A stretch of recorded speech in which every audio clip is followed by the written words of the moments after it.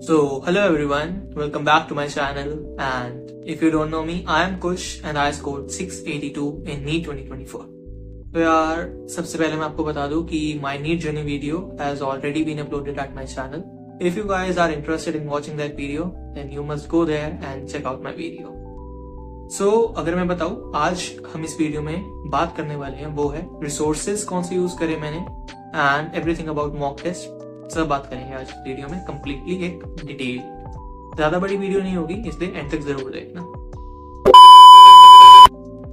सो यार अगर मैं रिसोर्सेज की बात करूँ ना, तो टू बी वेरी ऑनेस्ट मैंने कुछ खास रिसोर्सेज यूज नहीं करे, क्योंकि यार एज अ ड्रॉपर मेरे पास इतना टाइम था ही नहीं कि मैं बहुत सारी बुक्स खरीद लूं और उसके बाद उसको प्रैक्टिस करता जाऊं। जब मेरे को याद है कि मैंने अपना प्रिपरेशन स्टार्ट करा था, तो मैंने स्टार्टिंग में अपने एक नोन से किसी से आकाश के बहुत सारे मॉड्यूल्स कह सकते हैं, आपके क्वेश्चन बैंक जो होते हैं, बहुत सारे मैंने मतलब उससे ले लिए थे कि मैं सॉल्व करूंगा, ये करूंगा वो करूंगा। बट आई स्वेयर, मम्मी कसम खा के बोल रहा हूँ, सारे के सारे लास्ट में ऐसे गए हैं, ऐसे ही पड़े होंगे अभी भी नीचे ड्रॉअर में, क्योंकि नहीं होता टाइम आपके पास।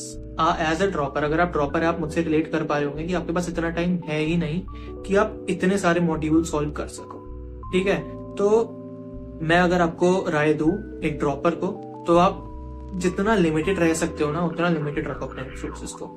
तो अगर मैं बात करूं बायोलॉजी की, तो यार बायोलॉजी में क्या था, बायोलॉजी में सिंपल है।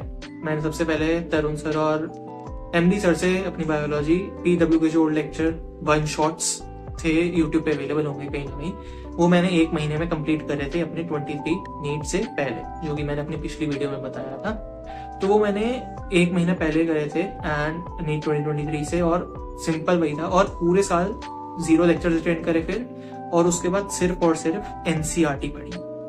बहुत बार एनसीईआरटी पढ़ी कि मतलब एनसीईआरटी लाइंस फिक्स हो चुकी थी माइंड में। अभी जब रीनीट का ये सब चल रहा था हंगामा, तब भी मतलब एक दिन मेरे को ऐसी बीच में हुआ था कि मैं वापस से बायोलॉजी की बुक उठा लूं यार, शायद रीनीट हो सकता है। तो तब भी जब मैं ऐसे पढ़ रहा था, मार्को हो चुका था काफी टाइम उससे डिस्कनेक्ट हुए हुए पढ़ाई से, बट जब मैंने वापस से बुक उठाई थी, तब भी मैं जब लाइन रीड कर रहा था, तो मुझे पता था कि इसके बाद क्या वर्ड आने वाला। मतलब इतनी बार मैंने एनसीईआरटी पढ़ दी थी कि वो मेरे माइंड में फिक्स हो चुकी थी। तो यह सिंपल लॉ है, बायोलॉजी क्रैक करनी है नीट में, तो आपको एनसीईआरटी को टाइम देना पड़ेगा। जितनी बार एनसीईआरटी पढ़ोगे उतने बेटर रिजल्ट्स मिलेंगे।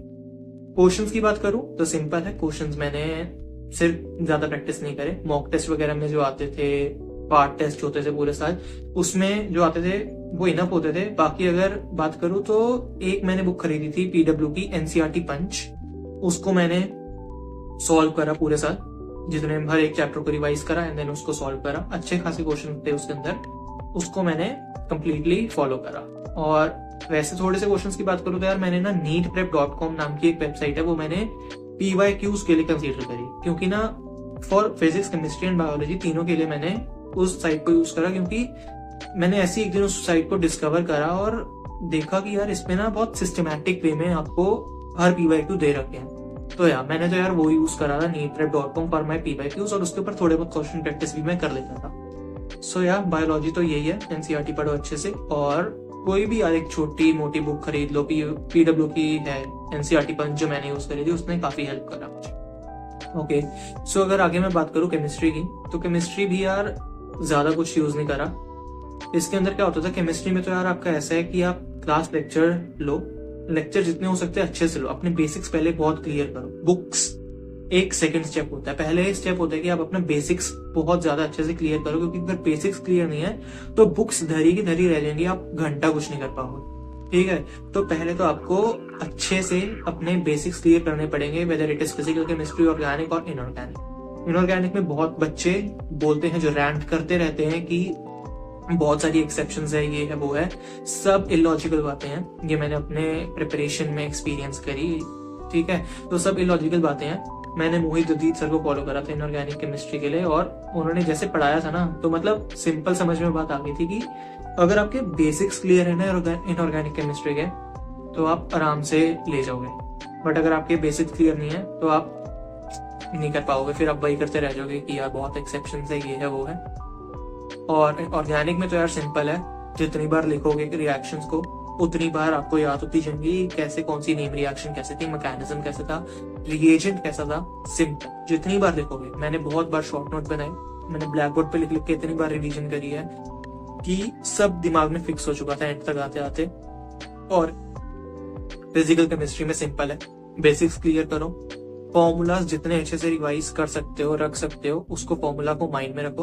और क्वेश्चन प्रैक्टिस, यार फिजिकल केमिस्ट्री में थोड़ी सी नीड पड़ती है क्वेश्चन प्रैक्टिस की, तो क्लास के लेक्चर के अंदर जितने क्वेश्चन आपको कराए जा रहे हैं आप अच्छे से करो, खुद ट्राई करो। अमित महाजन सर और सुधांशु सर से मैंने ये पढ़ी थी, मैंने फिजिकल केमिस्ट्री, और उनसे अमित महाजन सर से मैंने एक चीज जो सीखी थी वो मुझे बहुत अच्छी लगी, that was think without ink. आप बिना पेन यूज करे अपना क्वेश्चन सॉल्व करने की ट्राई करो। और स्टार्टिंग में नहीं होते थे बट बाद में आते आते तक बहुत ज्यादा हेल्प करे इस चीजों ने, और पेपर में भी काफी हेल्प करी, क्योंकि आपको पता है नीट 2024 के पेपर में फिजिकल केमिस्ट्री का पार्ट काफी ज्यादा था एंड कैलकुलेशंस भी बहुत थी। तो या it help me a lot. और अगर बात करूं कौन सी बुक यूज करी, तो सिंपल है, एनसीईआरटी पंच ही खरीदी थी, वही यूज करी थी। और पीवाईक्यूज जितनी बार लगा सकते हो पीवाईक्यूज उतनी बार लगाओ, ज्यादा रिसोर्सेज पे मत जाओ। जितनी ज्यादा बुक्स खरीदोगे उतना ज्यादा दिमाग खराब होता जाएगा, उसी के अंदर रह जाओगे। As a dropper, as a mentor, as a senior बता रहा हूँ कि जितना ज्यादा आप अपने आप को लिमिटेड रखोगे रिसोर्सेज के नाम पे, उतना ज्यादा बेटर रहेगा। और वही बात करूं मैं फिजिक्स की, तो यार फिजिक्स में सिर्फ और सिर्फ क्लास लेक्चर्स जो अच्छे से अटेंड करो। एमआर सर के नोट्स के अंदर जितने सवाल होते हैं ना, वो पता है मोर देन इनफ होते हैं। वो जेई के पीवाईक्यू मतलब क्या हर चीज करा देते हैं, और आप उनको फॉलो कर रहे हो या नहीं कर रहे हो पता नहीं यार। मैंने तो एमआर सर को फॉलो करा था कंप्लीटली, और उनके लेक्चर के नोट में जितने सवाल होते हैं, हर सवाल मोर देन इनफ है। और हर सवाल एकदम मतलब अच्छे से अगर आप कंप्लीट कर लोगे ना, बार बार रिवाइज कर लोगे, तो आप आराम से नीट क्रैक कर सकते। बस फिजिक्स में यही है कि आपके बेसिक स्ट्रांग होने बहुत जरूरी है। ये नहीं कि आप उस सवालों के रट्टे मार रहे हो, नॉट लाइक दैट। आपके बेसिक स्ट्रांग होने चाहिए। इसके लिए मैंने मम्मी का आगे बोल रहा हूँ, मैंने एनसीईआरटी पंच भी नहीं खरीदी थी फिजिक्स के लिए, सिर्फ और सिर्फ एमआर सर के नोट्स के सवाल, डीपीपीस, और मैं यूज करता था पीवाईक्यूज, नथिंग एल्स। सच बता रहा हूँ, फिजिक्स में और किसी चीज की लोड नहीं है। अगर आप अच्छे से नोट्स के क्वेश्चन, चाहे आप किसी से भी पढ़ रहे हो यार, इनफ क्वेश्चंस करा देते हैं, तो आप क्वेश्चंस अच्छे से प्रैक्टिस करो, डीपीपी सॉल्व करो अच्छे से, और उसके बाद पीवाईक्यूज लगाओ। नंबर ऑफ टाइम्स ये चीज आप करोगे, आपके अपने आप रिजल्ट दिखने स्टार्ट हो जाए। तो यार रिसोर्सेस जितने लिमिटेड रखोगे उतनी ज्यादा आपको आगे हेल्प मिलेगी। आप सोच रहे हो मैं झूठ बोल रहा हूँ कि मैंने ज्यादा रिसोर्सेज यूज करे हैं, बट सच बता रहा हूँ एज अ ड्रॉपर नहीं होता है टाइम कोई भी अलग बुक्स यूज करने का। आखिरी आपके फेब तक आपको सिलेबस कंप्लीट करना है, आपको रिवीजन में टाइम देना है, आपको मॉक टेस्ट देने हैं, आप नहीं यूज कर सकते। आप जितने ज्यादा अपने आप को स्टेप इन करते रहोगे ज्यादा से ज्यादा रिसोर्सेज में, आप फंसते जाओ। इसलिए keep your resources limited and definitely you will get the results. So yeah हमने अभी तक जो बात करी वो थी कि मैंने रिसोर्सेज क्या यूज करे। आगे चलते हैं तो बात करते हैं मॉक टेस्ट की। तो यार पूरे साल जो टेस्ट होते थे वो तो मैंने दिए ही हैं, मतलब जो वीकली टेस्ट होते थे, कभी किसी संडे को टेस्ट है कभी नहीं होता था, ऐसे होता था। तो सिंपल मैंने टेस्ट दिए हैं जो हर संडे होते थे, जो बैच में होते थे। अच्छे से सारे टेस्ट दो यार।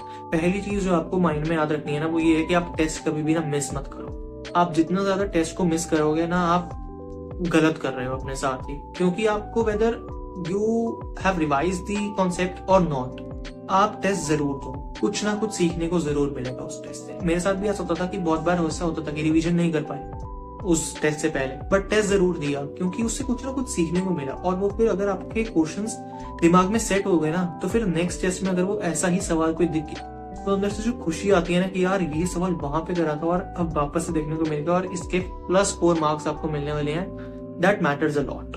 ठीक है, सो टेस्ट कभी मत मिस करो। मैंने सारे अपने वीकली टेस्ट जो होते थे, कभी कभार होते थे नहीं होते थे, सब दिए हैं, कोई भी टेस्ट मिस नहीं करा। और वही मैं अगर बात करूँ फुल सिलेबस टेस्ट की, तो यार फर्स्ट फुल सिलेबस टेस्ट जो मैंने दिया था वो मैंने दिया था 20 मार्च को। मैंने 20 मार्च से लेकर 3 मई तक अपने टेस्ट दिए हैं, और 20 मार्च से मैंने फर्स्ट अपना टेस्ट दिया था फुल सिलेबस।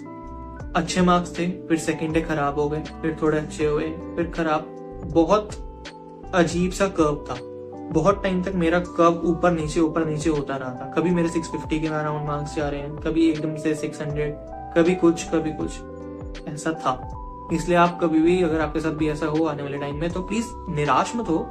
उसके मतलब यही है कि अगर आप यार उससे अगर आप इफेक्ट हो, अगर आपने अपना एक दिन भी बर्बाद कर दिया ना, तो आपको टेस्ट एनालिसिस करनी आनी चाहिए। मैं इसके ऊपर एक नई वीडियो जरूर लाऊंगा कि टेस्ट एनालिसिस में कैसे करता था, बट फॉर नाउ आपको टेस्ट एनालिसिस करनी आनी चाहिए, ठीक है। और आप अच्छे से सीखो कि आपने क्या गलतियां करी है, कैसे इसको मैं सही कर सकता हूँ, और टेस्ट मिस मत करो। वहीं मैं अगर बात करूं कि यार मैंने किसके मॉक टेस्ट दिए, तो एक तो AITS होते थे हमारे ऑनलाइन में, वो मुझे कुछ टू बी वेरी ऑनेस्ट ज्यादा काम के लगते नहीं थे। AITS जो थे थोड़े से मुझे लगते थे कि मतलब ये थोड़े नीट से हटकर हैं, बहुत स्टैंडर्ड के भी सवाल उसके अंदर देखने को मिलते थे जो कि अच्छे सवाल होते थे, बट वही है कि यार हमारी प्रिपरेशन उस वे में नहीं होती थी। तो AITS में तो यार मेरा स्कोर अप्रोक्सीमेटली 580, 590, 600 इसी में रहता था, सच बता रहा हूँ, इससे ज्यादा कभी नहीं गया AITS में। तो आपका भी अगर ऐसा हो तो इट डजंट मैटर, AITS का लेवल थोड़ा सा होता है। बट वही मैं अगर बात करूँ तो मैंने PW के ऑनलाइन Amazon से 15 टेस्ट मंगाए थे, मुझे वो भी थोड़े से ठीक ठीक ही लगे थे, कुछ ज्यादा खास नहीं लगे थे। बट आकाश के और एलन के भी मैंने बहुत सारे टेस्ट दिए। अगर मैं एलन की बात करूं तो यार मेरे नोन में था दोस्त जिसने मुझे लास्ट तक बहुत हेल्प करी है। I am very thankful to him कि उसने मुझे लास्ट तक प्रोवाइड करे, मेरे को ऑनलाइन प्रोवाइड करता था, फिर मैं उसका प्रिंट निकलवाता था एंड देन मैंने उसको सॉल्व करा है। तो उसने मुझे लास्ट तक फुल सिलेबस टेस्ट प्रोवाइड करे एलन के, और एलन के टेस्ट बहुत अच्छे होते थे, उसको मैंने अच्छे से कंप्लीट करा।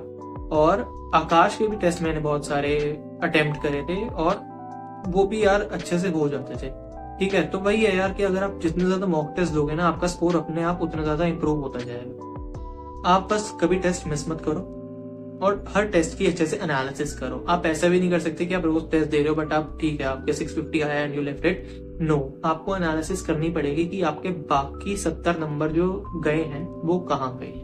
तो आपको एनालिसिस करनी आनी चाहिए, टेस्ट मिस मत करो एंड या जितना टेस्ट देते जाओगे उतना ज्यादा बेटर स्कोर आता जाएगा। It works like that. So yeah mock test तो यार ऐसे ही देने पड़ेंगे। चल भाई चल, एंड कर वीडियो अब बस। अरे अरे अरे रुको, अब यहाँ तक आए हो तो एक टिप लेते जाओ। अगर ऑनलाइन स्टडी कर रहे हो ना या फिर ऑनलाइन ही टेस्ट दे रहे हो तो ना अभी से OMR यूज करनी स्टार्ट कर दो। लास्ट का वेट मत करना, अभी से OMR यूज करोगे हर टेस्ट में तो देखना लास्ट में कितने बेटर रिजल्ट देखने को। एक भी गलती नहीं करा करोगे लास्ट में आते आते तक, ठीक है। यही टिप है जो मैंने फॉलो करी थी। सो एंड करते हैं इस वीडियो को यहाँ पर, मिलते हैं अगली वीडियो में। Till then subscribe my channel, like this, share this to the aspiring aspirants out there. और यार काफी कुछ सीखने को मिलेगा आपको इस चैनल पे। और मिलते हैं नेक्स्ट वीडियो में, मॉक टेस्ट की एनालिसिस कैसे करते हैं। Goodbye, see you.